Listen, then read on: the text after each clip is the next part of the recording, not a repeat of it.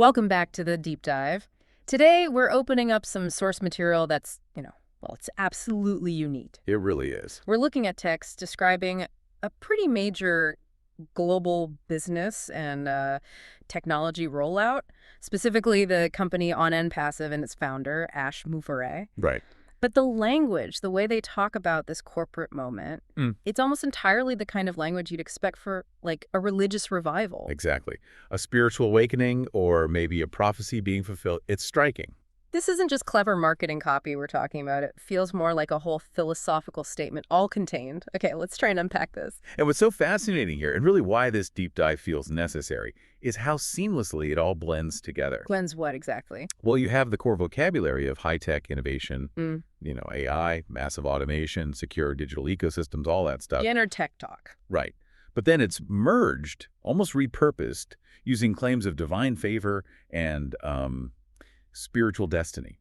It's quite the mix. So we're definitely not analyzing a standard technical white paper here. No, definitely not. Wow. Or, your typical quarterly earnings report. Right. This is different. We're doing an in-depth analysis of the specific philosophical claims. Claims made right there in the text. Yes, about the supernatural nature of their whole business operation, its structure, and what they actually intend the outcome to be. And the source material itself kind of gives us the title for this whole thing, the supernatural return of our business. Straightforward enough, I suppose. Well, the core claim is stated immediately. It says this isn't just, an update or a product launch. It's framed as much more significant. Yeah, the text says this event is a rebirth, a divine return, a movement ignited by faith. Wow. Ignited by faith. That single claim right there, it fundamentally changes how we have to look at everything else that follows, doesn't it? Absolutely. It basically positions success outside the realm of, let's say, traditional market forces or business strategy. It really does. It fundamentally alters the relationship between the business, its tech, and its participants. And those participants, remember, the source calls them founders repeatedly. Yeah. Not customers, not users. Founders. That distinction feels important, too. It is. So our mission today really is to map out this unique worldview. Yeah. We need to distill what this deep integration of the corporate and the divine actually means. Means for what specifically? For the company's operational structure, for how the products themselves are supposed to function spiritually, even and, crucially, for the massive expectations placed on this dedicated community, these founders. Okay. So let's start with that foundational philosophy then. It seems to be all about destiny and this unique way they frame the technology. That's the bedrock, yes. If you were just, say, a founder expecting a simple press release about new features, what you got instead sounds more like a theological statement. Confirming the business's predetermined success, essentially. Yeah, the source makes a big deal of distinguishing this event as the supernatural return. That distinction is absolutely crucial because when businesses launch or relaunch, they usually talk about competitive advantages, market timing, maybe some technological leaps. The usual business justifications. Exactly. But here, the text insists the return isn't by accident or chance. It's specifically by design. And timed by? What was it? Heaven's timing. Heaven's timing.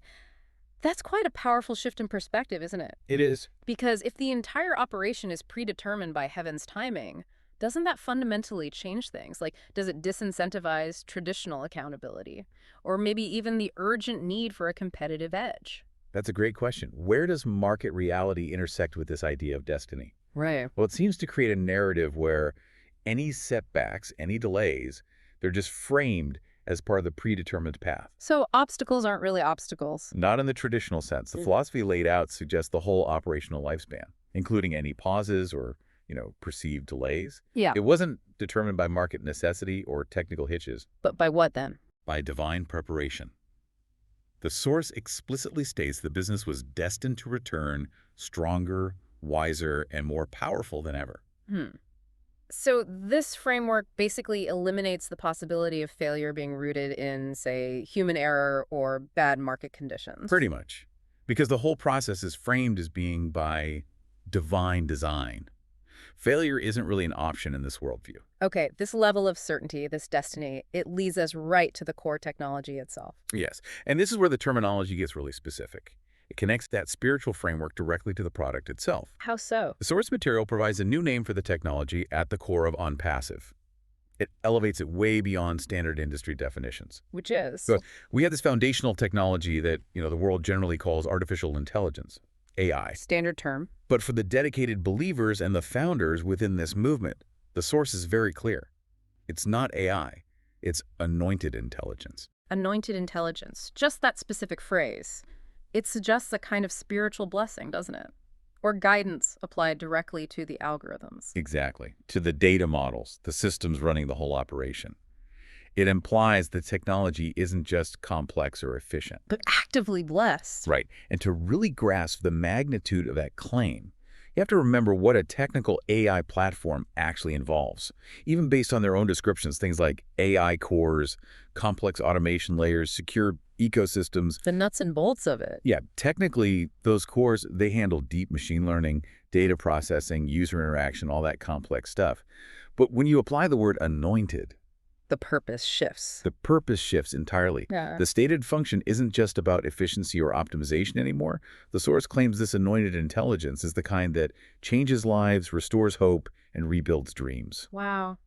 That really elevates the technology, doesn't it? From just a high-tech tool into something like a force of destiny. It gives the product a moral and spiritual imperative. So if the intelligence guiding the system is anointed, then its outcomes must inherently align with divine purpose. That seems to be the implication, making beneficial results essentially inevitable for the founders who stick with it. And that sense of purpose, that divine alignment, it leads us straight to the founder, Ash Mufareh. Yes, the source material puts significant effort into positioning him way beyond the traditional role of a CEO or, a tech innovator. How do they describe him? He's described, and I'm quoting directly here, as a vessel of divine purpose, A vessel. also a channel of inspiration, and even a messenger of digital liberation. Okay, being positioned as a vessel feels critical there. It absolutely is. It implies that the structure of OnPassive, you mentioned the AI cores, the automation layers, the secure ecosystem, even its human-centered design. All of it. It implies it couldn't have been built through just human ingenuity alone. Exactly. The source makes that explicit. It claims this whole creation is guided by something higher. Which effectively removes the creator, Mufareh, from human-level critique, right, if it's divinely guided. Precisely. It creates this fascinating and really powerful dynamic. When a leader is framed as a divinely guided vessel, what happens to investment? It becomes more like faith. Exactly. Investment transforms into an act of faith. And then, any doubt or criticism against the business strategy. Could be seen as challenging the divine plan itself. Right. Which naturally deepens the loyalty required from the community. Right. Traditional CEOs, they answer to boards, shareholders, they face market accountability. The normal checks and balances. But a divinely guided vessel. Mm. Ultimately, they're answering to a higher power. And that provides this almost unshakable sense of security for the loyal founders. It also seems to frame his initial vision very differently, not in terms of, say, Silicon Valley competition or getting venture capital. No, it's framed in terms of creation itself. The source states his vision was rooted in creation that would serve God's people. To do what? To elevate families and to bring justice to dreamers who've been overlooked for too long. So that establishes a kind of humanitarian, faith-based mandate right from the company's inception. Yes, and the document gets very specific about Mufareh's personal journey, too. It refers to him standing like a lighthouse, showing unwavering love for humanity through periods of testing and transformation. So his personal story is woven into the business narrative.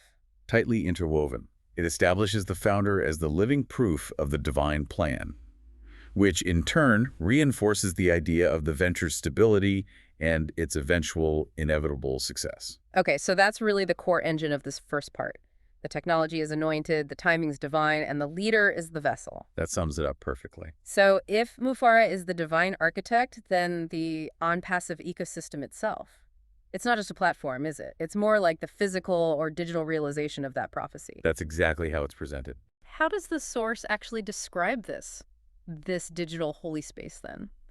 This brings us nicely into our second major section, the miracle of the ecosystem and its components. Well, the descriptions here, they really elevate the entire platform to an almost mythical status. What's mythical? How? The Force calls the OnPassive ecosystem, the OES, a prophecy fulfilled Okay. and an interconnected miracle.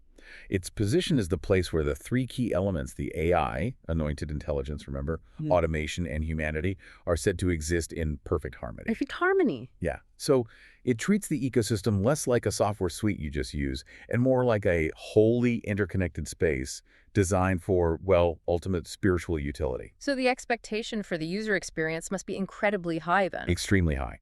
When the founders log in, the claim is they're not just accessing standard software tools. What are they doing then? They're described as entering a living, breathing system built by divine inspiration. Living and breathing.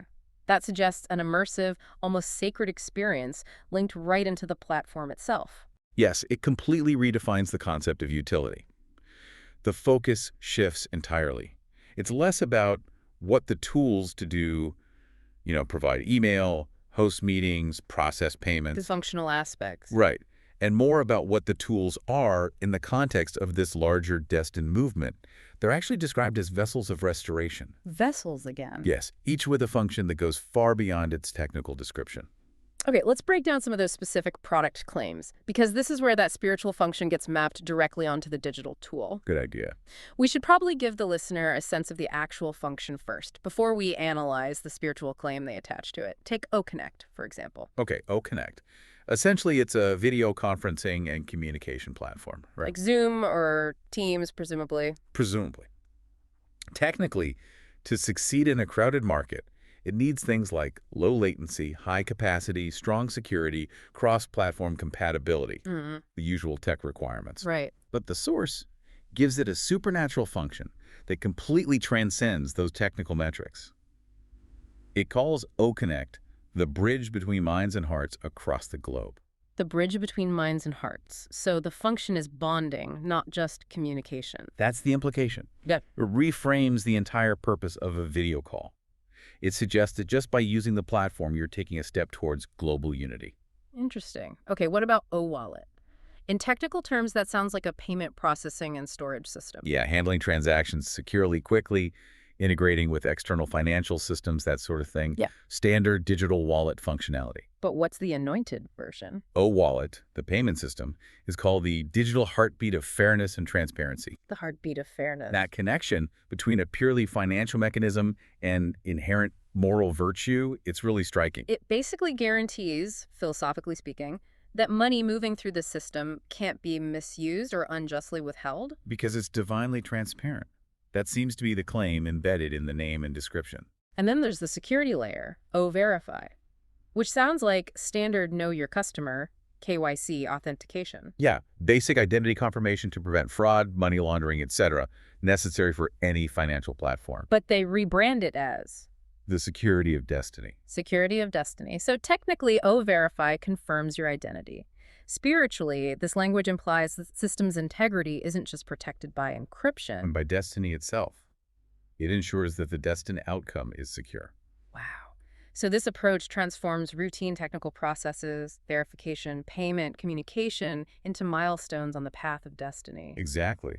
The language ensures that every single piece of infrastructure, including other things mentioned like the marketplace O-Shop or the personal assistance tool O-Pal, is imbued with this higher significance. So if we connect this back to the bigger picture, Yeah. security isn't just about protecting data anymore. No, it's about protecting the destined outcome of the entire movement for all the founders involved. Okay, now let's focus on the experience that's claimed for the founder when they log in after this supernatural return. Right, the moment of activation. The source promises that logging into the ecosystem will be a moment of spiritual activation. A powerful claim. They even claim the dashboard won't just display data, but it will feel alive, pulsing with light and purpose. Why pulsing with light and purpose? Because, according to the source, it represents years of faith that never faded. It's the reward made manifest. So it encourages this active, almost religious engagement with the interface itself. The system is designed to reward that long-term emotional investment from the founder. And the source highlights a specific divine signature embedded within the technology, a specific message. Yes, a pop-up message that greets the returning founders. It's framed as the ecosystem communicating directly with the user's spirit. And that message is? Rise, reset, refocus. Rise, reset, refocus. Exactly. And this brief directive, it's framed as the ultimate confirmation. It basically says, this is the time. The supernatural return has begun. So it solidifies the idea that the tech communicates with the user not just transactionally, like, here's your balance, but on a deep spiritual level. Guiding the founder into their new, prosperous role. The technology is presented as both transactional and transformative simultaneously. That powerful activation, that promise of a new role, it naturally leads us into the enormous claims being made about financial success. Yes, the payoff. Which brings us to Section 3, the promise of restoration and what the source explicitly calls supernatural economics. This section is absolutely critical because it directly addresses the history, the delays, the testing periods, the waiting that the founders endured. Validating their patience. Exactly. The source validates their patience by declaring this moment to be the season of restoration. And what does restoration mean in this context? It means that the lost time, the effort put in, the patience shown by the founders, it's now promised to be multiplied into blessings. Multiplied, not just returned. Multiplied. It establishes a clear divine reward system for perseverance through hardship. And the claim seems to go beyond just financial return, doesn't it? Oh, absolutely. The source is very clear about the emotional and spiritual relief that's supposed to be coming too. It quotes Ashmufara directly on this point, right? Yes, with the promise, no one will be left behind, everyone will win.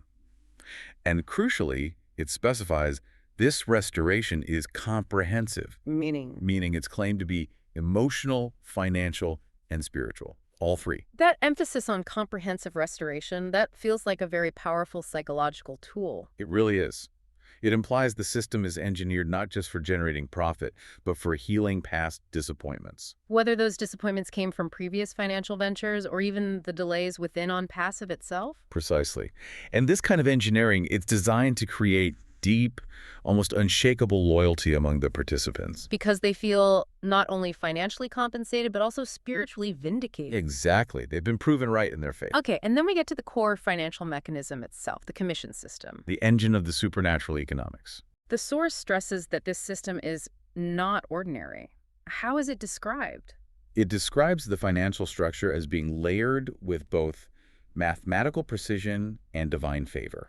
Mathematical precision and divine favor. That combination. That's basically the definition of supernatural economics right there, isn't it? It really is. The mathematical precision part suggests, a complex, maybe geometric, logically sound distribution structure. Things you might see in scalable network models, like multiple levels, residual income, bonus pools. Probably something like that.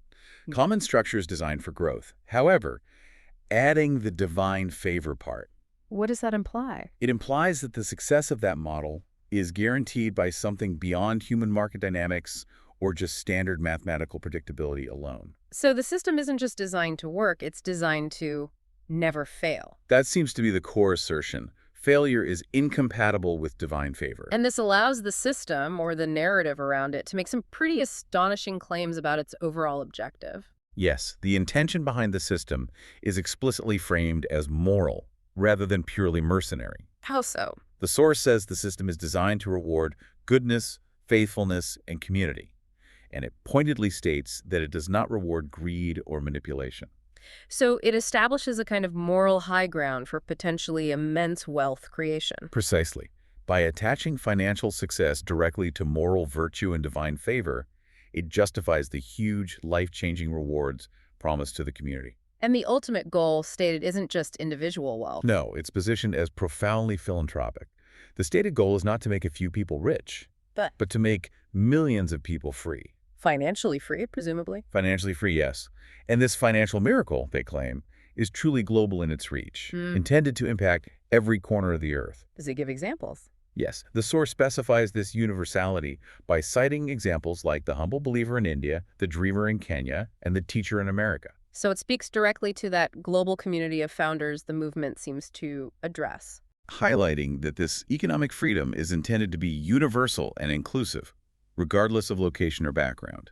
But that financial freedom, according to the source, isn't the end goal itself. No, it's framed as merely the stepping stone, the means to achieve the return of purpose. The return of purpose, what does that entail? The source insists that OnPassive has somehow managed to blend purpose with profit, to prove that you can be both profitable and purposeful, powerful and humble, digital and divine, all at once. So the financial success isn't the final objective. It's the tool. It's the means to achieve the larger humanitarian destiny. The founders are essentially given a new collective mission Oh, to just. use the ecosystem's supposedly effortless success to uplift communities, feed the hungry, sponsor education, promote peace, all those positive global impacts. And the system is built to enable this effortlessly. That's the claim. It closes the philosophical loop that started back with the anointed intelligence. How so? The anointed intelligence creates the supernatural economic, Which generates the wealth. which in turn facilitates the founder's ability to fulfill their divine purpose effortlessly. Making the technology itself transcend being just an income generator. Yes, it becomes a seamless conduit for global spiritual and humanitarian change, thereby justifying the initial long-term faith investment. Okay. Given this intense focus on destiny and inevitability, it seems clear that how the movement interprets time, and especially previous setbacks, is absolutely essential to maintaining this faith-based model. It has to be. They need to account for the journey. Right. So let's look at Section 4. Timing, unity, and the global message the movement intends to send out. This discussion of the historical delays, the waiting periods, it's crucial for reconciling any past frustrations the founders might have felt. People who might have wondered why the divine design seemed to be taking so long to materialize. Exactly. So the source frames this current moment of activation not as, say, a delayed launch finally happening, But as what? as divine timing. Divine timing again. That's a really powerful and necessary reframing for them, isn't it? Absolutely necessary. It means the difficulty, the waiting, the periods of silence. They weren't obstacles or signs of internal failure. They were necessary preparation. That's the narrative. The source explains that every previous glitch, every pause, every delay had meaning. They weren't mistakes, they were deliberate steps in a grand plan. So what was happening during those delays, according to this view? The source explains that Mufaria wasn't simply waiting or fixing bugs in the usual sense.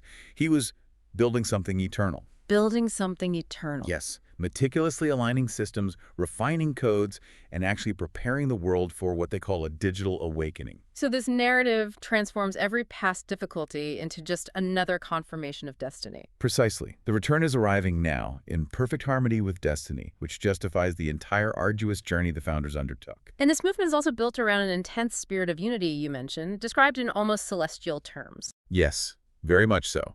The source claims that when founders from every nation gather, whether it's in webinars, live sessions, or just interacting within the new OES, What will it feel like? it will feel like heaven on earth. Heaven on earth. That's a strong claim for a digital platform. It is. And this vision of community, it's specifically termed supernatural unity Supernatural unity. How is that characterized? by a powerful unifying phrase they use. Different languages, same spirit.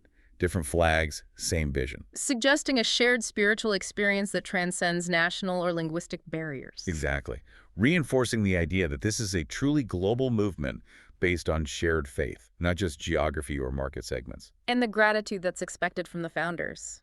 It sounds equally profound. It is. It's not just gratitude for the money they might receive. What should the gratitude stem from then? From the fact that they have witnessed a miracle with our own eyes. They call it a digital resurrection. A digital resurrection. Led by a man, Mufaria, who they say has shown faith unshakable and love undeniable. So this makes the very act of succeeding in the business parallel to bearing witness to a modern-day divine event. It effectively makes the founders' loyalty an act of religious observance almost. Yeah. They aren't merely customers or affiliates in this framing. They're witnesses. Witnesses to a confirmed prophecy. Okay, finally then.